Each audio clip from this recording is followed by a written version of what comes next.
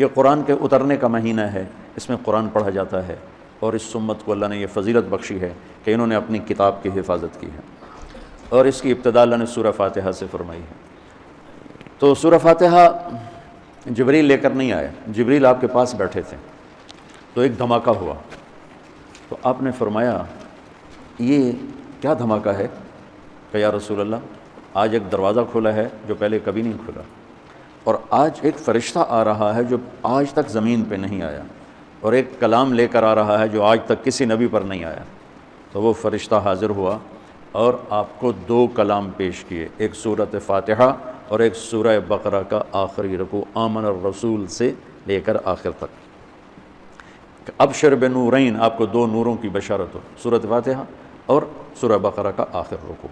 تو ہم تھوڑی سی بات سورہ فاتحہ پر کریں گے کہ میرے نبی نے فرمایا اوتیت المثانیہ مکان التورات والمائدہ مکان الانجیل والحوامیم مکان الزبور وفضلت بالمفصلات۔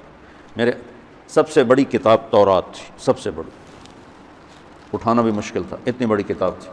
میرے نبی نے کہا اللہ نے مجھے تورات کے بدلے میں سورہ فاتحہ دی، 7 آیات سورہ فاتحہ دی تھی۔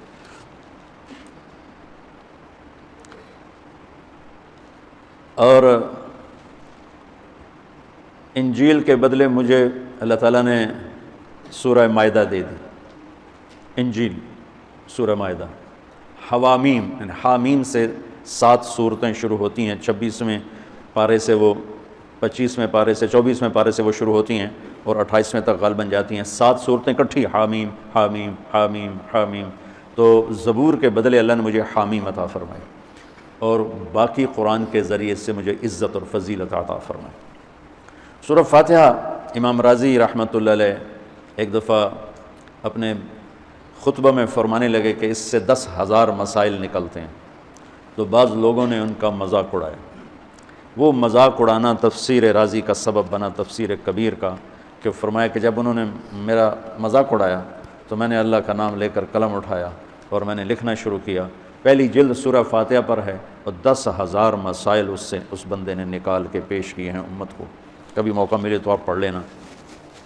اور حضرت علی کا فرمان ہے، امام المتقین، اگر میں سورہ فاتحہ کی تفسیر کروں، سورۃ فاتحہ کی تفسیر لکھواؤں تو 70 اونٹوں پہ لادی جائے گی، 70 اونٹوں پہ۔ اور یہ خالی دعویٰ نہیں تھا، ایک حدیث اور سنو۔ ایک دفعہ عشاء کی نماز پڑھا کے تشریف فرما ہوئے اور فرمایا آؤ آج میں تمہیں سورہ فاتحہ کی تفسیر سناؤں۔ تو شروع کرتے ہیں بسم اللہ سے، اور بسم اللہ کی با سے شروع کرتے ہیں۔ عربی میں تو حروف کا بھی مطلب ہوتا ہے نا، با کا مطلب بیان کرنا شروع کیا، اور فجر کی اذان ہو گئی، بات چل رہی تھی۔ سبحان اللہ۔ تم نے تو شاید وہ کتاب دیکھی نہیں، وہ شرح میں تعامل الباء للالصاق مررت بزید، ہمیں تو بس اتنا ہی آتا ہے۔ یا حرف جر ہے، باؤ تاؤ کاف و لام و واؤ منز و مسقلہ ربا حاشا من عدا حتی، کیا ہے حتی الہ، وہ جو میں نے میر زبانی یاد کی تھی۔ تو سورۃ فاتحہ سارے آسمانی کلاموں کا، جتنے آسمان سے کلام اترے، کتابیں اتریں، اس کا خلاصہ ہے قرآن، اور قرآن کا خلاصہ ہے سورۃ فاتحہ، اور سورۃ فاتحہ کا خلاصہ ہے ایاک نعبد و ایاک نستعین۔ ایک اور طرح، سارے آسمانی کلاموں کا سردار ہے قرآن، اور قرآن کا سردار ہے سورۃ بقرہ، اور سورۃ بقرہ کا سردار ہے آیت الکرسی، اللہ لا الہ الا ہو۔ تو آسمانی علوم کا خلاصہ قرآن، اور قرآن کا خلاصہ سورۃ فاتحہ، اور سورۃ فاتحہ کا خلاصہ ایاک نعبد و ایاک نستعین۔ یا اللہ صرف تیری بندگی، یا اللہ صرف تجھ سے مدد، ایاک سارے طرفوں سے، وَإِذَا سَأَلْتَ فَاسْأَلِ اللَّهَ وَإِذَا اسْتَعَنْتَ فَاسْتَعِنْ بِاللَّهِ ایاک، کہ یا اللہ صرف تیری بندگی، اور یا اللہ صرف تجھی سے مانگنا، تیرے آگے جھولی بھر، دنیا بھی اسی سے مانگنی ہے اور آخرت بھی اسی سے مانگنی ہے۔ اللہ نے ہمیں دنیا پہلے سکھائی، آخرت بعد میں سکھائی۔ ربنا آتنا فی الدنیا حسنۃ وفی الآخرۃ حسنۃ وقنا عذاب النار۔ تو سارے آسمانی کتابوں کا خلاصہ یہ ایک جملہ ہے، ایاک نعبد۔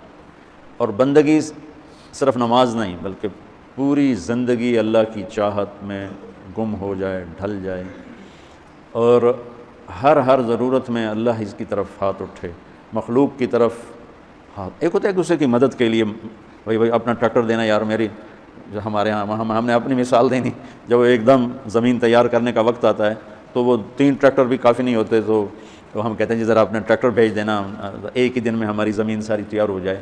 یہ ایک دوسرے کی امداد باہمی ہے. مدد جہاں انسان بے بس ہے صرف اللہ ہی کر سکتا ہے، ان چیزوں میں اللہ کے سامنے جھولی پھیلانا، اسی کو پکارنا، اسی کے آگے ہاتھ پھیلانا اور اسی کے آگے سر جھکانا. حنین میں صحابہ جیسی ہستیوں نے کہا آج ہمیں کوئی نہیں ہرا سکتا، ہم بہت زیادہ ہیں. اللہ نے ایک حلے میں اڑا کے سب کو کہاں سے کہاں بھگا دی. لن نغلب من قلۃ، آج ہمیں کوئی نہیں ہرائے گا. تو پہلے حملے میں ہی قدم اکھڑے اور صرف 88 آدمی اللہ کے نبی کے ساتھ رہ گئے، 12,000 بھاگ گئے. پھر یوم حنین اذ اعجبتکم کثرتکم فلم تغن عنکم شیئا. تو میرے عزیزو، سورۃ فاتحہ پورے قرآن کی چابی ہے، تمہید ہے. قرآن توحید بتاتا ہے، رسالت بتاتا ہے، آخرت بتاتا ہے. سورۃ فاتحہ میں توحید بھی ہے، رسالت بھی ہے اور آخرت بھی ہے. الحمدللہ رب العالمین الرحمن الرحیم مالک یوم الدین. الرحمن الرحیم تک اللہ کی ذات صفات توحید ہے. مالک یوم الدین جزا سزا اور آخرت ہے. ایاک نعبد و ایاک نستعین یہ مقصد زندگی ہے. اہدنا الصراط المستقیم یہ طلب ہے زندگی کی، سب سے بڑی طلب ہدایت ہے. الصراط الذین انعمت علیہم یہ رسالت، یہ جن پر تیرا انعام ہوا. اولئک مع الذین انعم اللہ علیہم من النبیین والصدیقین والشہداء والصالحین وحسن اولئک رفیقا. تو سورۃ فاتحہ کو مجھے کوئی یاد پڑتا ہے، ایک دفعہ میں کہیں پڑھا تھا کہ اللہ اپنی ذات کو اتنے خوبصورت انداز میں بیان کرتا ہے. الحمدللہ رب العالمین الرحمن الرحیم مالک یوم الدین. یہ تو غیب کے صیغے کے ساتھ بات ہو رہی، لیکن اللہ اپنی ذات کو اس قدر خوبصورت انداز میں بیان کرتا ہے کہ ان 4 لفظوں میں اللہ سامنے آ جاتا ہے تو سننے والا اللہ کو سامنے دیکھ کر کہتا ہے ایاک نعبد، تیری ہی بندگی کرتے ہیں، و ایاک نستعین تجھ سے مانگتے ہیں. کیونکہ اللہ کو دینے کے لیے کہیں سے مانگنا نہیں پڑتا. وہ میں تھا گاؤں میں، تو ایک ہمارا رشتہ دار برادری، میں نے سب سے دوستی لگا کے رکھی، سب سے ملتا ہوں. مجھے کہنے لگا طارق میاں بندہ تو بڑا چنگا ہے پر تو وابیاں نہ رل گئے ہیں. کیا وابی کون ہوندے؟ کہ جڑے پیرانوں نہیں مندے. ہے کیا پیرانوں تو سارے مننے ہیں، اللہ دے ولیاں دا کوئی انکار ہے بھلا؟ ہاں یہ آنے ہے بھائی پیر پتر نہیں دے سکتا تو پیر دعا دے سکتا ہے، پتر تو اللہ دینا کہ یہ تو گل. ہر پیر صاحب دا کوٹا ہے اللہ کو اندر لے کے دے دینا، سمجھو. ہر پیر صاحب کا کوٹا ہے، اس کوٹے میں سے اللہ سے لے کر دے دیتا ہے. علم و باز کرے فقیری کافر مرے دیوانہ ہو، ساسے بریاں کرے عبادت کرو اللہ تو رہے بیگانہ ہو. سلطان باہو رحمۃ اللہ علیہ کے 2 بول ہیں. تو ابراہیم علیہ السلام نے آگ میں جاتے ہوئے جبریل اور ہوا کے فرشتوں کو کہہ دیا تھا اما الیک فلا و اما الی اللہ فنعم ایاک نعبد و ایاک نستعین. اللہ تعالیٰ نے اپنی ذات کو اس خوبصورت انداز میں پیش کیا کہ جیسے ہم اللہ کو دیکھ کر کہہ رہے ہیں ایاک نعبد و ایاک نستعین. یا اللہ صرف تیری بندگی کریں گے، یہ سر اور کہیں نہیں جھکے گا، اور یا اللہ صرف تجھ سے مانگیں گے اور کسی سے نہیں مانگیں گے. قرآن وہ میں نے پہلے ایک مثال سے بتا دیا، یہ استعانت بالغیر نہیں ہے. بھائی مجھے قرض چاہیے مجھے 1 لاکھ روپیہ دے دیں، یہ اس میں نہیں آتا ہے. میرے نبی قرضہ اٹھاتے تھے، میرے نبی نے جنگ کے لیے تلوار اٹھائی، زرہ پہنی. اسباب کی دنیا ہے، اسباب کا اختیار کرنا اور چیز ہے. اور جن چیزوں میں اللہ کے سوا کوئی کرنے والا نہیں، وہ لوگوں کے سامنے ہاتھ پھیلا دینا. ہم لیا گئے تو وہاں ایک پیر جگی گدی تھی، تو ان کے پیر صاحب سے ملاقات کی، انہوں نے بہت محبت کی. تو ہم فاتحہ پڑھنے گئے تو وہاں ان پڑھ عورتیں بیٹھے، پیر جگی پتر دے میں آ، پیر جگی پتر دے میں آ. اللہ ان کو معاف کر دے گا، ان کو پتہ ہی کوئی نہیں ہے کہ پتر کون دیتا ہے، وہ سمجھو پیر ہی دیتا ہے. پیر جگی پتر دے میں آ. تو استعانت صرف اللہ سے. اگر آپ نماز کی عادت ڈال لو نا، آپ پڑھتے ہو لیکن ہر حاجت میں مصلی پہ آ جاؤ، پھر آپ کو ایاک نستعین کا مزہ آئے گا. اپنی حاجت نماز کے ذریعے اللہ کے سامنے رکھو. ایک بدو طواف کر رہا تھا، یا اللہ تجھے پتہ ہے نا میں بھی بھوکا ہوں اور میری اونٹنی بھی بھوکی ہے، اور مجھے کھانے کو، میرے بچے بھی بھوکے اور میں بھی بھوکا۔ ایک آدمی ساتھ سن رہا تھا تو اس نے جلدی سے اپنے تھیلی نکالی درہموں کی کہ میرے بھائی قبول فرما، کا پیچھے ہٹ، تو اس سے لینا ہوتا تو اس کے گھر میں آتا، جس کے گھر آیا ہوں اسی سے لینا، چل چل مجھے نہیں چاہیے۔ وہ طواف سے فارغ ہوا تو اعلان ہوا فلاں ابن فلاں کہاں ہے، تو یہ خود تھے، کہا جی میں ہوں۔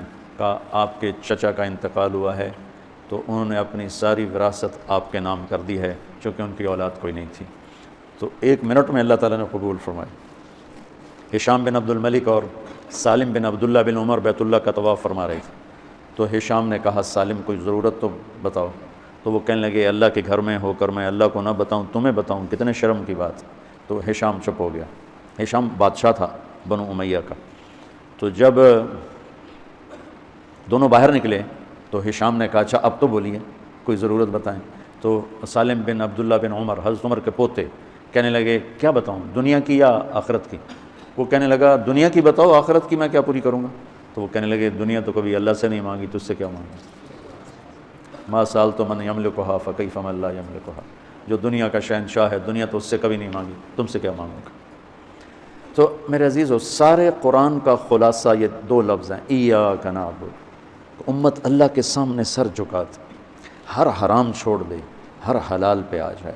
بندگی صرف نماز نہیں ہے، بازار کی بندگی کیا ہے؟ سچائی، ناپ تول کا پورا ہونا، وعدے کا وفا کرنا، کھوٹ ملاوٹ سے بچنا، یہ بازار کی عبادت ہے۔